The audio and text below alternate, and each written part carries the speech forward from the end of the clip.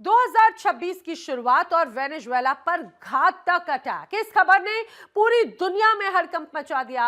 अमेरिकी सैनिकों ने वेनेजुएला के मिलिट्री ठिकानों और चुनिंदा अहम जगहों को निशाना बनाया। हमले के बाद हालात युद्ध जैसे हैं और अमेरिका इस वक्त पूरी तरह से एक्शन मोड में नजर आ रहा है। हमलों के बीच में अमेरिका ने अपने नागरिकों को लेकर अब तक का सबसे सख्त ट्रैवल एडवाइजरी जारी की। यानी ये तो स्पष्ट है कि अमेरिका सिर्फ ये नहीं, यहां पर ही नहीं रुकने वाला, बल्कि वो इससे बढ़कर भी रणनीति तैयार करके बैठा है।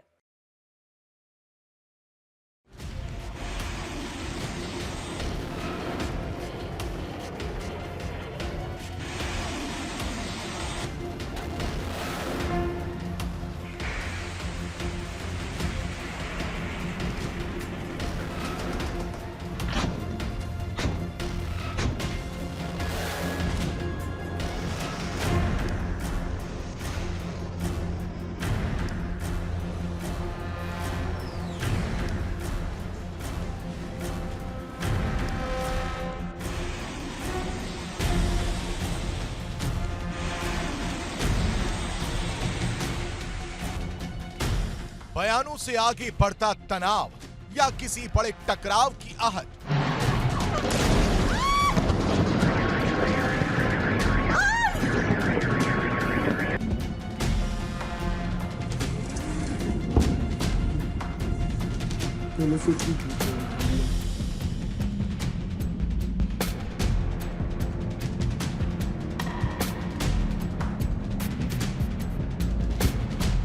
वेनेजुएला पर यूएस की स्ट्राइक से हड़कंप।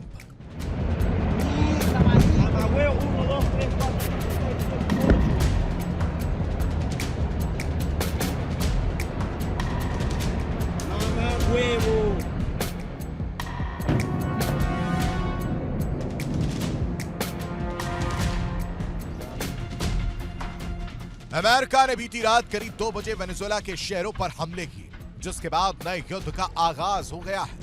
2026 की शुरुआत और वेनेजुएला पर घातक अटैक ये दुनिया में हड़कंप मचा देने वाला है। अमेरिकी सैनिकों ने मिलिट्री ठिकानों और खास जगहों को निशाना बनाया। हमले के बाद युद्ध के हालातों के बीच अमेरिका एक्शन मोड में है।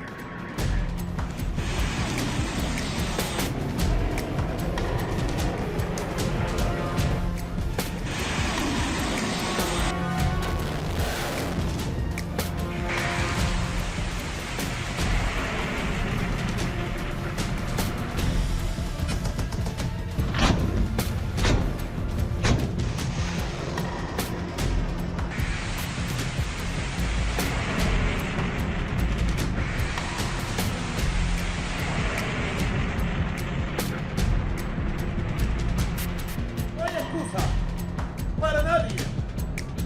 Prohibido fallar en esta coyuntura decisiva para la existencia.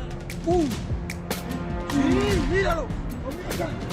Dios mío, en la casa muy profunda, mira. ¡Santo Dios! Vete para acá, mamá. अमेरिकी विदेश विभाग ने वेनेजुएला को लेकर अपने नागरिकों के लिए सबसे सख्त ट्रैवल एडवाइजरी जारी की है। युद्ध में अमेरिका के नागरिकों को परेशानी ना हो, इसके लिए एडवाइजरी में कहा गया है कि वेनेजुएला की यात्रा ना करें और ना ही वहां ठहरें, जिसके बाद वेनेजुएला में रह रहे अमेरिकी नागरिकों के लिए चिंता बढ़ गई है।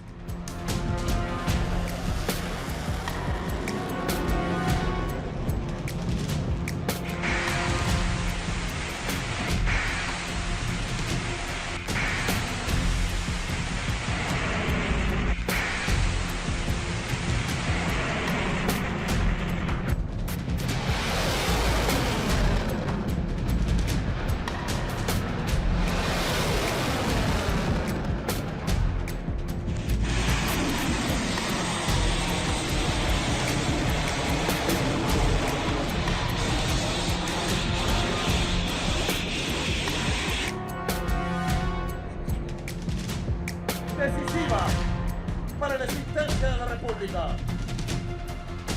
No hay excusa para nadie.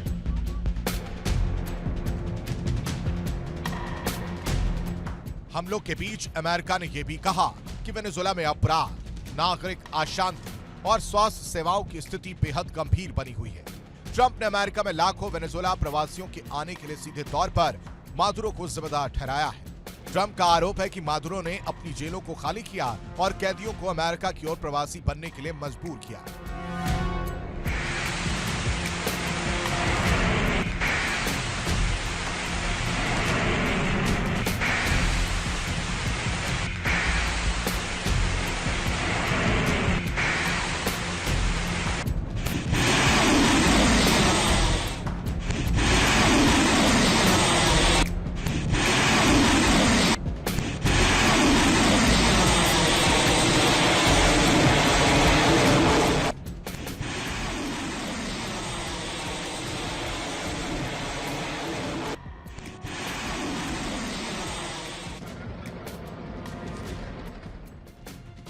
मिली जानकारी के मुताबिक साल 2013 के बाद से आर्थिक संकट और सरकारी दमन के चलते करीब 80 लाख लोग वेनेजुएला छोड़ चुके हैं। ये पलायन लैटिन अमेरिका के इतिहास का सबसे बड़ा मानवीय संकट माना जाता है।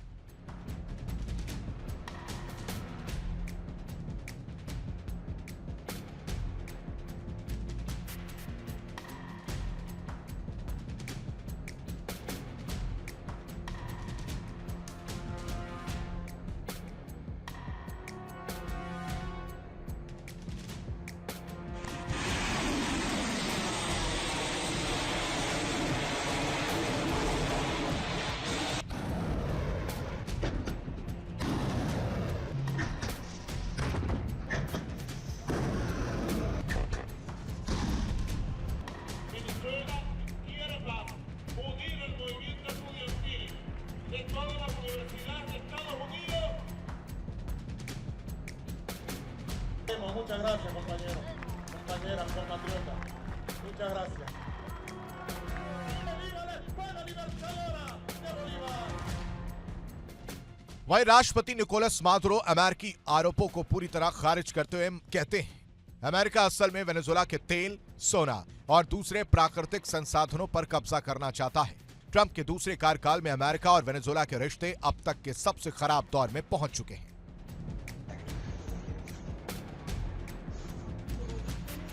No sé si fue un barco.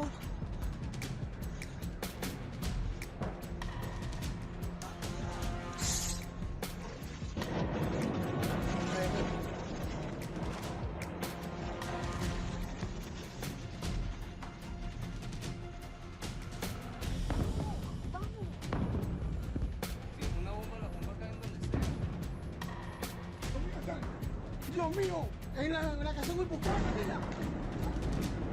¡Santo Dios! ¡La mesilla, cuidado! ¡Dios mío, santo! Dios.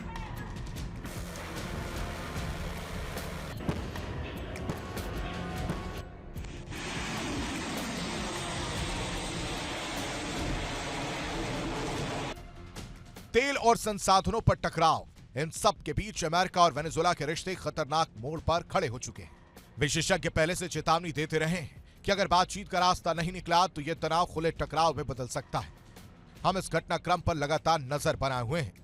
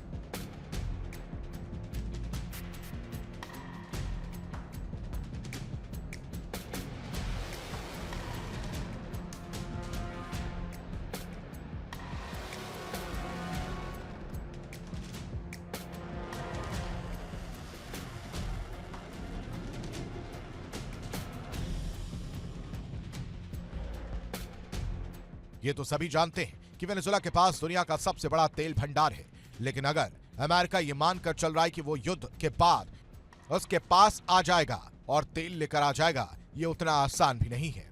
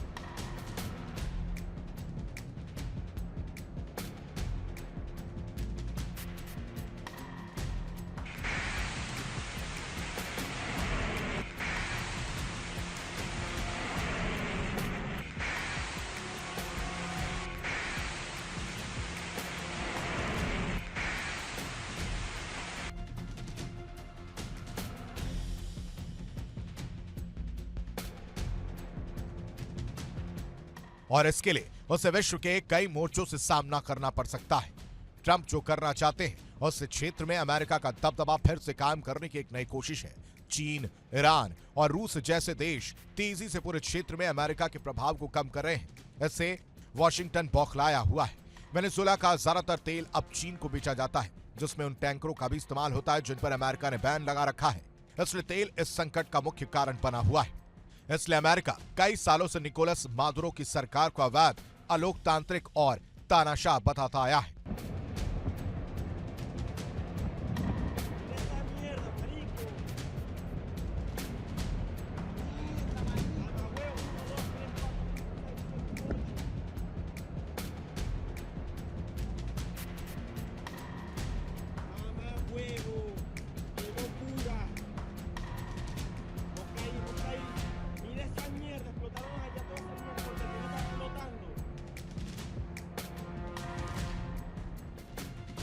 साल 1823 अमेरिका के तत्कालीन राष्ट्रपति जेम्स मुनरो ने एक सिद्धांत घोषित किया, जिसे दुनिया आज मुनरो डॉक्ट्रिन के नाम से जानती है। इस सिद्धांत का सीधा संदेश था, पश्चिमी गोलार्ध यानी उत्तर और दक्षिण अमेरिका में किसी भी बाहरी ताकत का हस्तक्षेप अमेरिका बर्दाश्त नहीं करेगा। उस दौर में इसका मकसद यूरोपीय शक्तियों को लैटिन अमेरिका से दूर रखना था। धीरे धीरे समय बदला, दुनिया बदली, लेकिन मुनरो डॉक्ट्रिन अमेरिकी नीति का हिस्सा बना रहा।